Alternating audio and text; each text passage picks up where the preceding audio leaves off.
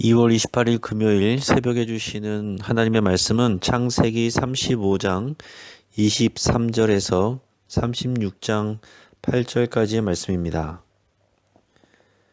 이 말씀을 바탕으로 두 개의 길이라는 제목으로 하나님의 말씀을 나누겠습니다. 이 하숙생이라는 가요에서는 이렇게 노래합니다. 인생은 나그네 길, 어디에서 왔다가 어디로 가는가. 자, 예로부터 사람들은 인생을 길에 비유했습니다. 삶은 인생이라는 길을 가는 겁니다. 여기서 우리는 어떤 질문을 해야 되겠습니까? 사람들은 인생의 길이 어디에서 왔고 어디로 가는지를 알지 못합니다. 그 대답을 찾기 위해서 수련을 하는 사람들도 있지만 흘러가는 대로 그저 열심히 사는 사람들도 있습니다. 결국 세상은 이런 결론을 내립니다. 너 자신이 정답이다. 네가 가고 싶은 길을 가면 된다. 네가 가는 길이 옳은 길이다. 여러분, 과연 그럴까요? 성경은 인생에 두 개의 길만 있다고 가르쳐 줍니다. 신명기 30장 15절에 보라, 내가 오늘 생명과 복과 사망과 화를 네 앞에 두었나니 말씀하고 있습니다.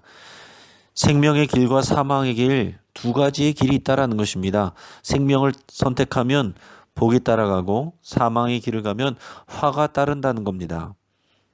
마태복음 7장 13절 14절에서는 좁은 문으로 들어가라. 멸망으로 인도하는 문은 크고 그 길이 넓어 그리로 들어가는 자가 많고 생명으로 인도하는 문은 좁고 길이 협착하여 찾는 자가 적음이라 말씀하셨습니다. 하나님 앞에 서게 되면 다양한 인생을 살았어도 양과 염소로 갈리고 알곡과 가라지로 나뉘게 됩니다. 그것은 그 사람의 인품이나 성숙도와는 또 다른 차원의 문제입니다. 우리는 천국에 가면 3번 놀라게 될 것입니다. 천국에 있을 줄 알았던 사람이 없어서 놀라고, 없을 줄 알았던 사람이 있어서 놀라고, 내가 천국에 있는 것으로 놀랍니다. 성경은 하나님의 언약 관계에 있는 사람들과 그렇지 않은 사람들로 나누어서 보여줍니다. 인간적으로 멋있고 형통한 삶을 살았어도 하나님과의 언약 관계와 벗어난 인생은 무의미할 뿐만 아니라 실패한 삶입니다.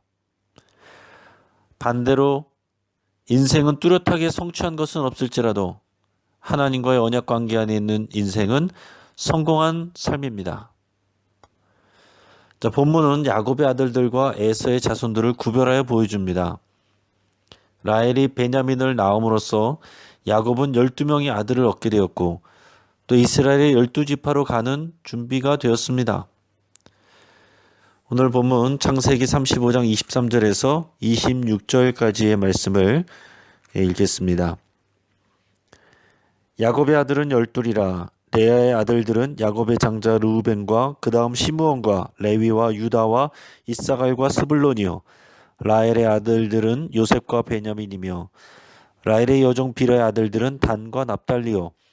레아의 여종 실바의 아들들은 갓과 아셀이니 이들은 야곱의 아들들이요 바단 아람에서 그에게 낳은 자더라. 자, 본문은 야곱이 결혼한 아내의 순서대로 명단을 기술하고 있습니다. 레아의 소생, 그 다음에 라헬의 소생, 또 라헬의 여종 빌하의 소생, 레아의 여종 실바의 소생, 이런 순서로 기술합니다. 자, 그들은 모두 바단 아람에서 출생한 것으로 소개되고 있습니다. 자, 실제로는 베냐민은 바단 아람이 아니라 가나안 땅 아르밧 근처에서 출생했습니다. 하지만 언약의 백성이 머무는 땅 바단 아람으로 함께 묵고 있습니다. 여러분, 우리가 알아야 될 것은 성경의 기술은 객관적이고 시간적인 서술이 아니라는 것입니다. 의미를 부여하고 강조하는 내용에 따라서 시간의 순서를 바꾸기도 하고 통일시키기도 하는 겁니다. 베냐민은 바단 아람에서 태어난 것은 아닐지라도 12명의 아들이 이 야곱이 바단 아람으로 간 이후에 난 아들이기 때문에 함께 묶어서 설명하고 있습니다. 자, 성경을 읽을 때 중요한 점은 무엇을 강조하고 있는가입니다. 자, 오늘 본문이 강조하고 있는 것은 야곱의 12아들을 소개하면서 이스라엘 민족의 깃들이 준비되어지고 있음을 보여주고 있는 것입니다. 한 사람의 가정사로 보면 별 볼 일 없습니다. 평범한 사람들의 질투와 경쟁 가운데서 이루어진 그저 그런 인생의 결과들입니다. 자, 하지만 성경은 이들을 하나님의 언약 관계 안에서 하나님이 이루신 역사로 조명하고 있는 겁니다. 그것이 바로 우리가 갖춰야 될 영적인 시각입니다.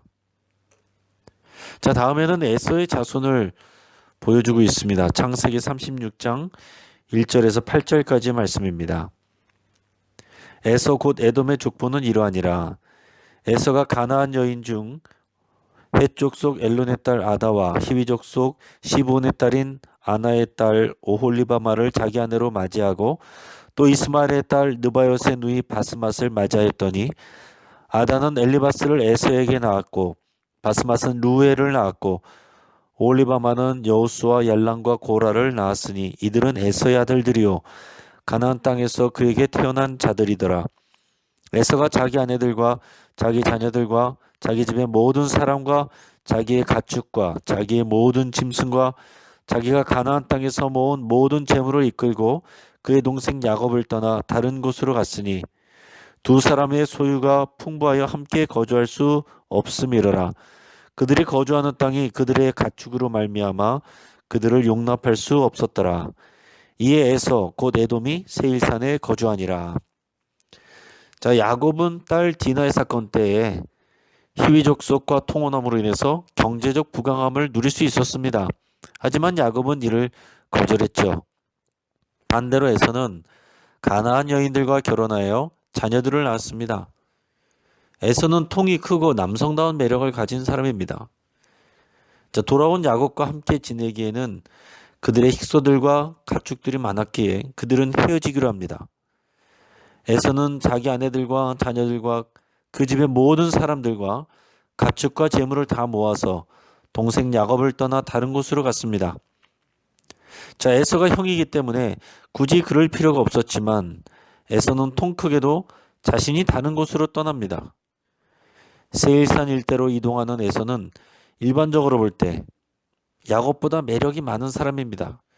그는 건강하고 사냥도 잘하고 요리도 잘했으며 자신의 힘으로 부와 권력을 얻었습니다. 자신을 속이고 장자권과 그 복을 가로채간 동생 야곱을 용서해준 호탕한 사람입니다. 하지만 그는 하나님의 언약을 소중히 여기지 않았습니다. 불신 결혼이 별거 아닌 것 같지만 하나님이 이루시고자 하는 거룩한 이 하나님 나라의 비전을 완성하는 데 있어서는 치명적인 불순종입니다.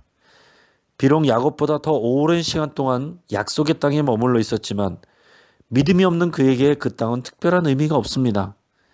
나름대로 인생을 재미있고 멋있게 살았는지 모르지만 결국 그는 하나님이 예비하신 생명의 길을 가지 않고 사망의 길을 선택해서 간 것입니다. 이제 이삭의 죽음에 대한 내용이 중간에 나옵니다.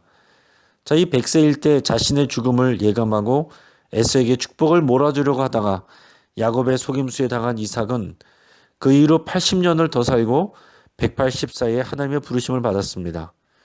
하지만 그의 후반전의 삶은 아무런 기록이 없습니다. 오래 살았다고 하지만은 이미 늙고 병약해진 몸으로 수명만 늘었을 뿐입니다. 이삭의 생애를 생각하면 좀 안타깝습니다. 좀 더 하나님 나라의 상급을 쌓을 기회와 시간들이 있었지만 이삭의 공로는 그다지 성경에 기록될 만한 것이 없습니다. 자, 그럼에도 불구하고 이삭은 하나님이 선택하신 언약 백성이고 하나님의 약속의 땅을 소중히 여겼으며 그 땅을 떠나지 않고 지켰습니다. 노년에 주위 사람들의 큰 영향력도 없고 존재감도 미미했지만 이삭은 생명의 길을 선택하여 끝까지 완주한 사람입니다. 자, 사랑하는 성도 여러분, 우리가 한 번의 인생을 살면서 어떤 사람은 짧고 굵게 살고 싶어하고 어떤 사람은 길고 가늘게 살고 싶어 하기도 합니다. 어떤 것이 더 의미 있고 좋은 삶이라고 말하기 어렵습니다.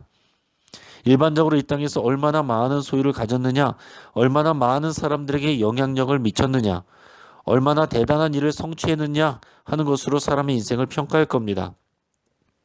하지만 하나님은 생명의 길을 갔느냐, 사망의 길을 갔느냐로 평가하십니다. 눈으로 보기에 이 땅의 삶의 길은 다양해 보이지만 결국 하나님 앞에서 생명의 길과 사망의 길 딱 두 길밖에는 없습니다. 지금 여러분은 어떤 길을 가고 있습니까? 빨리 가는 것보다 좀 늦더라도 생명의 길을 가는 것이 지혜입니다. 생명의 길이란 하나님을 경외하고 그의 말씀을 청종하는 것입니다. 예수님을 주와 그리스도로 고백하고 하나님의 말씀에 순종하여 사는 것입니다.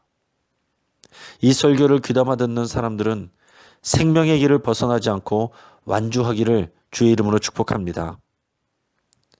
오늘 말씀을 붙잡고 함께 기도할 때에 생명의 길을 선택하고 그 길만을 가겠다고 여러분 결단하시기 바랍니다. 세상에는 부유하지만 하나님께는 빈곤한 삶을 청산하기로 기도하십시오. 또 바쁘게 앞만 보고 달리고 있는 가족들, 그러다가 지치고 넘어진 사람들을 위해서 여러분 기도하겠습니다. 오는 주일 예배를 온라인으로 실시간 집에서 함께 드리기로 결정했습니다.